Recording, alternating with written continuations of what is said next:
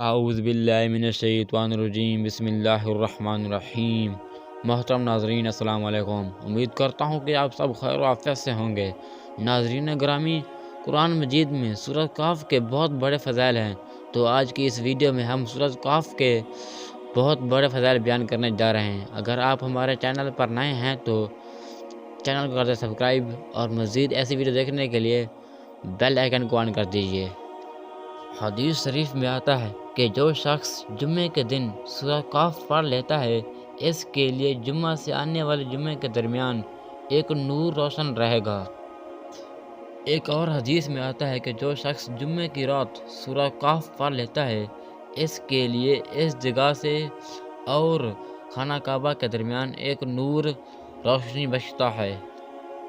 ایک اور روایت میں ہے کہ جس شخص نے سورۃ کہف جس طرح اتری ہے اس طریقے سے پڑھ لیتا ہے تو اس جگہ سے اور مکہ کے درمیان ایک نور بنتی رہتی ہے، اور جو شخص اس کی آخری 10 آیاتیں پڑھتا ہے، اگر دجال نمودار ہو گیا تو وہ اس شخص پر مسلط نہیں ہوگا۔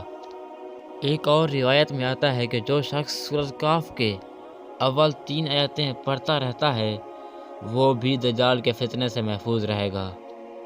ایک اور حدیث میں آتا ہے کہ جو شخص دجال کو پا لے، اس کو چاہیے کہ وہ سورۃ کہف کے ابتدائی 10 آیتیں اس کے منہ پر پڑھ دے، اس لیے کہ یہ آیتیں پڑھنے والوں کو دجال کے فتنے سے محفوظ رکھتی ہیں۔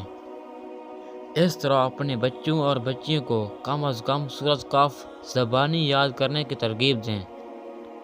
حدیث شریف میں آتا ہے کہ جمعہ کے روز جو شخص سورۃ کہف پڑھے گا، اس کا دل دوسرے جمعہ تک انشاءاللہ نور سے منور رہے گا اور فتنہ دجال سے بھی محفوظ رہے گا۔ شب جمعہ کو بھی اس کے پڑھنے کی بڑی فضیلت آئی ہے۔ اس کے علاوہ جو شخص روزانہ اس سورت کی ابتدائی اور آخری 10 آیات کی تلاوت کرے گا، اس کے سر سے لے تک پیر تک نور ہی نور ہوگا۔ حدیث شریف میں آیا ہے کہ جب یہ سورت نازل ہوئی تو اس کے ساتھ 70,000 فرشتے بھی ساتھ تھے۔